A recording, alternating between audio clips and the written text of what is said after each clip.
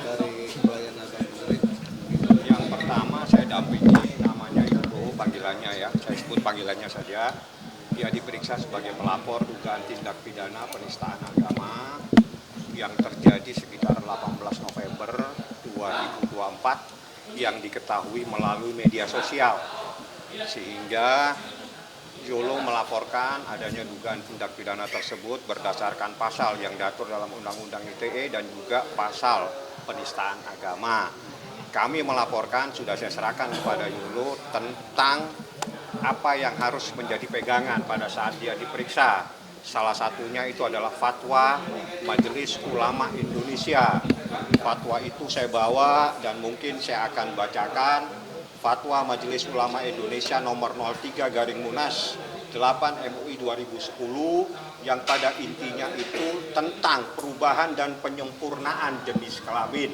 Di dalam fatwa ini telah ditetapkan secara tegas menurut Majelis Ulama Indonesia sebagai berikut.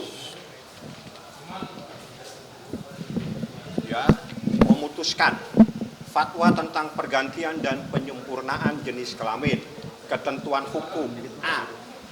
Penggantian alat kelamin.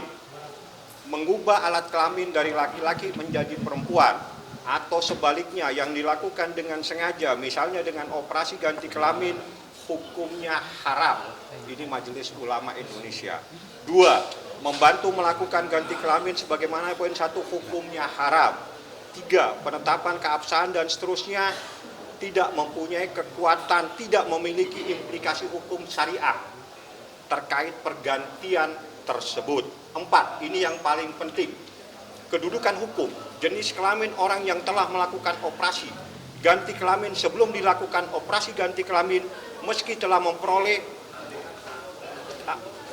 saya ulangi ya. 4. Kedudukan hukum jenis kelamin orang yang telah melakukan operasi ganti kelamin sebagaimana poin 1 adalah sama dengan jenis kelamin semula seperti sebelum dilakukan operasi ganti kelamin meski telah memperoleh penetapan pengadilan. Artinya Majelis Ulama Indonesia secara tegas sudah menyatakan pergantian jenis kelamin haram. Kalau ada orang yang melakukan pergantian jenis kelamin, maka pada saat dia melakukan ibadah, dia harus berpedoman kepada jenis kelamin sebelum dia melakukan jenis kelamin.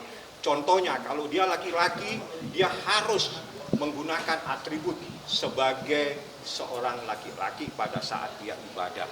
Itu salah satu fatwa MUI dan ini sudah saya serahkan kepada Yolo untuk disampaikan kepada penyidik, termasuk juga bukti adanya screenshot, adanya video dan sebagainya, termasuk adanya penetapan yang membuktikan bahwa memang betul telah terjadi pergantian jenis kelamin, tidak ada penyempurnaan jenis kelamin, seperti itu. Bang, kalau yang dihukum pidana sendiri itu seperti apa Bang? Kalau dari itu nanti dari, jadi gini, ini fatwa MUI hanya memperdomani cara tentang seseorang melakukan ibadah. Nah, di dalam fatwa Majelis Ulama nomor 03/Munas 8 MUI 2010 ini, kalau seseorang itu melakukan pergantian, jadi kalau pergantian jenis kelamin hukumnya haram. Artinya kalau sudah haram, semua yang terjadi termasuk pada saat dia ibadah itu dia harus kembali kepada jenis kelamin sebelum melakukan pergantian. Kalau dia laki-laki harus pada saat ibadah dia laki-laki. Kalau dia perempuan pada saat ibadah dia menggunakan atribut sebagai seorang perempuan. Itu fatwanya dan ini ada di penyidik saat ini. Oke. Sanksinya apa Bang kalau misalnya? Itu kembali ke pasal tindak pidananya.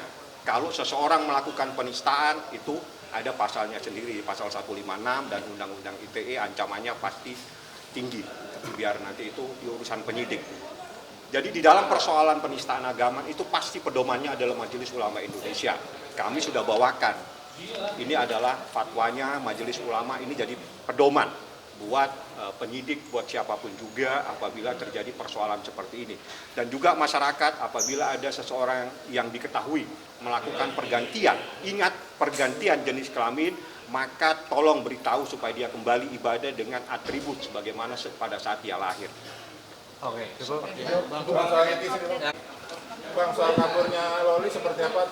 Saya sampaikan bahwa benar Nikita telah melakukan laporan polisi. Nikita melapor karena dia dikeroyok. Seorang wanita, seorang single parent, punya anak 3, sendirian dia dikeroyok oleh lebih dari 1 orang. Sehingga Niki melaporkan dugaan penganiayaan dan pengeroyokan di Polres Metro Jakarta Selatan. Kejadiannya ada di sebelah. Jadi betul nih kita lapor sebagaimana yang Ibu Humas sampaikan. Jadi lapor adanya pengeroyokan, seorang wanita dikeroyok. Itu laporannya kita seperti itu. Bukti visum sudah dilakukan visum, kepalanya, pipinya, apa semua, rambutnya juga sudah kita serahkan. Visumnya ada, saya tidak perlu sampaikan. Yang jelas visum sama saya sekitar sebelum sholat subuh pada hari Jumat di rumah sakit Pertamina,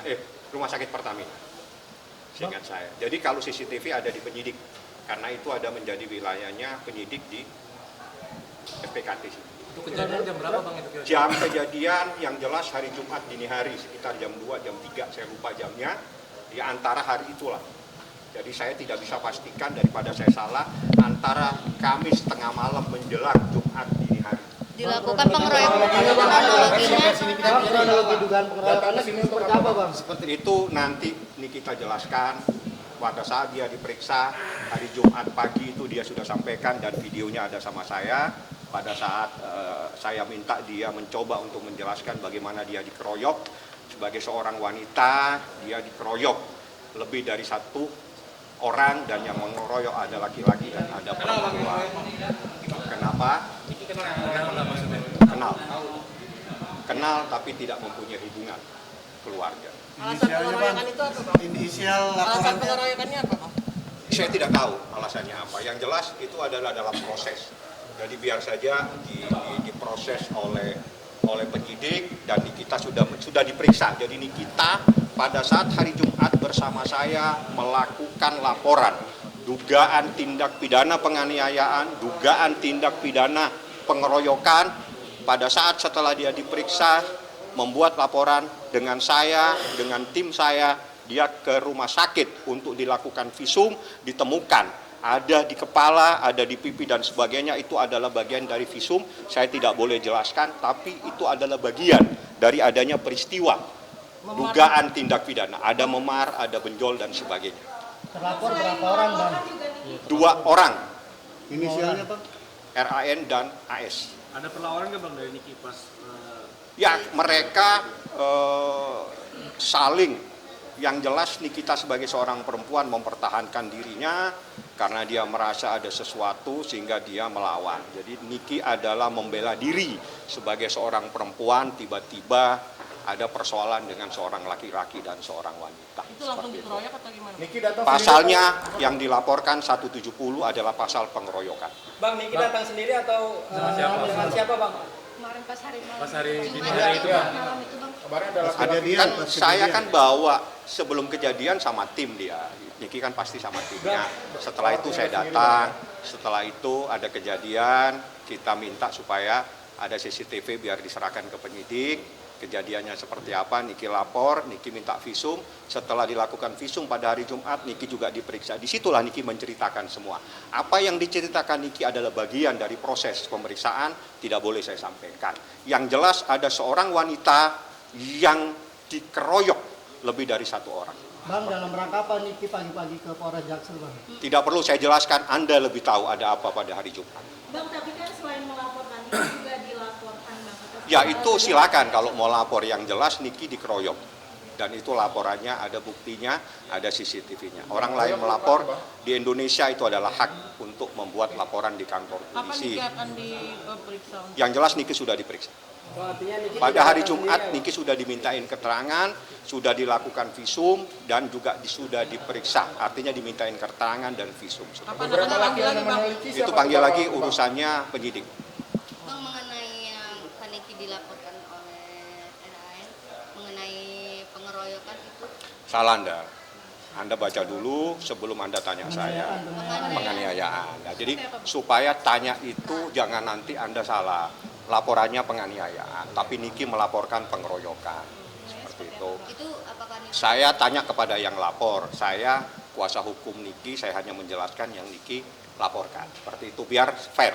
Yang jelaskan biar sesuai dengan kapasitasnya masing-masing. Kondisi Niki saat ini Niki gimana? dalam keadaan sehat, memang ada beberapa rambut yang sempat rontok bahasanya ya.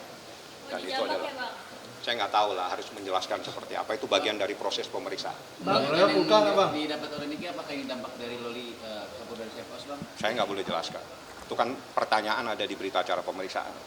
Bang, alasan Loli sendiri kabur dari Cepos, kenapa tuh Bang? Tanya yang Dinas Perlindungan Perempuan dan Anak. Loli mengaku nggak pernah dijenguk, mungkin abang boleh komentar? Kenapa? Loli mengaku tidak pernah dijenguk selama 5 bulan, mungkin tidak pernah didampingi juga katanya. Kata apa? Kata siapa? Kata Loli bang, kata Loli waktu di video itu. Anda tanya ke dinas, jangan ke saya. Jadi tanya ke dinas bagaimana kejadiannya. Mungkin kan Niki ada cerita gitu. Alasannya Niki nggak Kenapa? pernah jenguk. Kan Niki pernah Saya tidak pernah tanya, tidak ada kaitannya dengan persoalan. Jadi yang saya tanya persoalan hukum sama dia. Kalau urusannya di Dinas Perlindungan Perempuan dan Anak, tanya ke dia apa yang terjadi dan sebagainya. Terkait ketidaknyamanan si Loli, Laura juga saat di rumah Cepos ada penyidik laki-laki gimana, Bang? Di mana? Bukan Nggak, mungkin Anda salah, Jadi Di rumah sakit. tanya ke rumah sakit.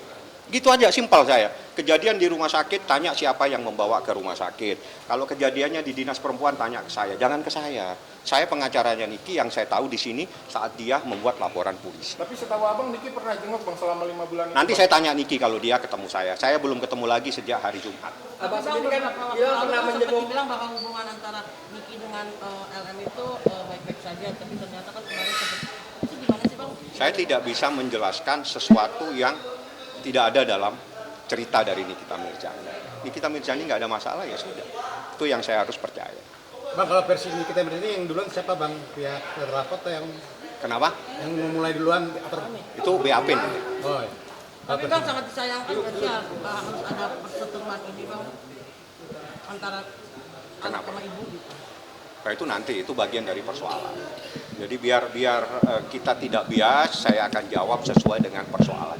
Ya, sebagai kuasa hukumnya gitu loh Bang. Iya, dia yang mana ini? Kan banyak sekali nih. Yang antara ibu dan anak ini. Ya kan tidak ada persoalan, itu hanya kesalahpaham. Itu biasa lah, kalau misalnya itu ribut-ribut, ya sudah. Gitu loh. Yang jelas, ibu pada saat itu mencarikan keadilan buat anaknya. Bang, Niki udah jenguk di RS Polri, Bang. Kenapa? Polri. Yang dia ada di sana, Niki tidak tahu. Jadi Niki nanti itu urusan lain. Saya akan tanyakan kepada Nikita seperti apa. Tapi Niki ada niat untuk menjenguk Loli sendiri Bang? Nanti saya tanya, sebentar lagi saya telepon Niki, hasil teleponnya saya sampaikan. Abang Tapi sendiri Loli akan nggak mau menjenguk dijenguk nggak, sama Bang? Niki. Saya harus minta izin sama yang punya anak. Yang punya anak namanya Nikita Mirzani. Jadi kalau saya tanpa izin dari Nikita Mirzani, tidak mungkin saya bisa menjenguk. Bang, Tapi tanggapan Loli nggak abang mau dengan dijenguk ibunya, tanggapan Bang. abang dengan dari pihak Bang Rasman yang ikut andil untuk ini. Tanya ke penyidik.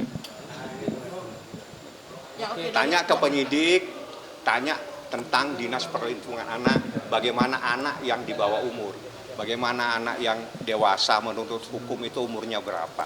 Saya tidak perlu tanggapi karena itu adalah ada hitam putihnya persoalannya. Tapi sangat disayangkan ya sih Bang, artinya ada permasalahan ini lagi Bang. Kenapa? Sangat disayangkan ya sih. Maksudnya disayangkan apa ini? Sayang-sayangan. Ya sayang-sayangan antara Itu adalah bagian dari persoalan. Jadi dalam persoalan itu pasti akan muncul macam-macam persoalan atau mungkin kesalahpahaman dan sebagainya. Itu saya sampaikan seperti itu. Sebentar lagi saya mau keluar, saya mau balik, nanti saya balik lagi. Bang, soal adopsi Loli oleh Rasman gimana Bang? Saya tidak menanggapi hal-hal yang menyimpang dari hukum. Cukup, jawabannya cukup. Kasus laporan Niki terhadap Fadil dianggap Nikita Mirzani itu stagnan gimana? Tanya Niki nanti, karena saya belum ketemu dia. Jadi pemahamannya seperti apa, tanya ke penyidik ya. Bang, permasalahan kasusnya Fadil yang dianggap terlalu lama gimana Bang? Itu prosesnya yang tahu saya. Jadi saya tidak bisa menanggapi apa yang diproses, apa yang disita, apa semua itu yang tahu kan saya. Jadi saya tidak boleh mengomentari apa yang saya tahu.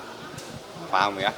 Ya Bang, artinya belum selesai masalah ini, ada lagi masalah yang lain. Kenapa?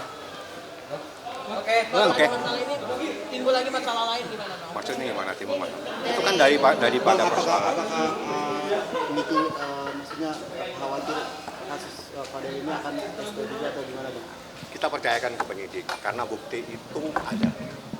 Jadi gini, saya buka saja, ada surat perintah penyidikan, ada 2 surat perintah penyidikan, tanya ke Humas. Surat perintah penyidikan 2 itu surat perintah penyidikan dengan siapa? Ya, itu nanti bisa menjawab pertanyaan Anda semua yang saat ini ingin bertanya. Tanya ke Humas, Bu, apa benar ada 2 surat perintah penyidikan? Di situ akan terjawab. Bang, SP2HP maksudnya Bang? Penyidikan itu surat perintah penyidikan. Lain.